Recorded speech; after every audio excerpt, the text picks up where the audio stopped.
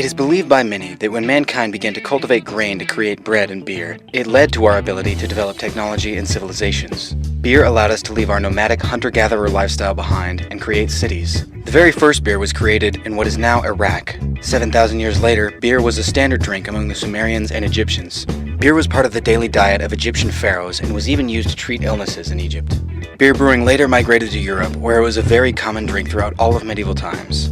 Europe is also where many of the important advancements in beer brewing took place. Hops were introduced in the Czech Republic, standard barrel sizes were implemented in Germany, the saccharometer, also known as the hydrometer, was created in England in 1770, the steam engine was updated in the United Kingdom, which led to the industrialization of beer, and in 1856, Louis Pasteur discovered what yeast is and how it causes the process of fermentation in beer. But our story really begins in the New World. Brewing was not an easy task for early American settlers. Virginia colonists brewed some ale using corn, and the first imported shipment of beer from England arrived around 1607. But the local farmland was not ideal for growing malt, and importing was very expensive. At this time, cider was plentiful, and much easier to make than beer, which was not incredibly commonplace in America until around the 1800s, when we had the resources as a nation to really produce it. In 1810, there were 132 breweries in the United States, and by 1873 there were over 4,000. The 1800s also gave us Yuengling, which is America's oldest beer brewing company.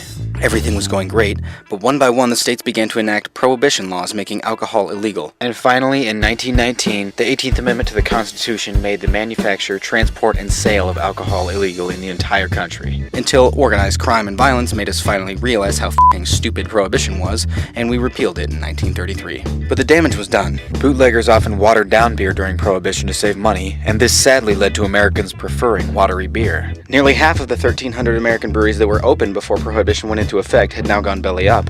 The breweries that did survive ended up consolidating into larger companies. By 1977, there were fewer than 100 American breweries, and with the exception of Anchor Steam in San Francisco and a few others, they were all mass-producing the same shitty light lagers. Many say this was rock bottom for American beer, but hope had already sprung anew.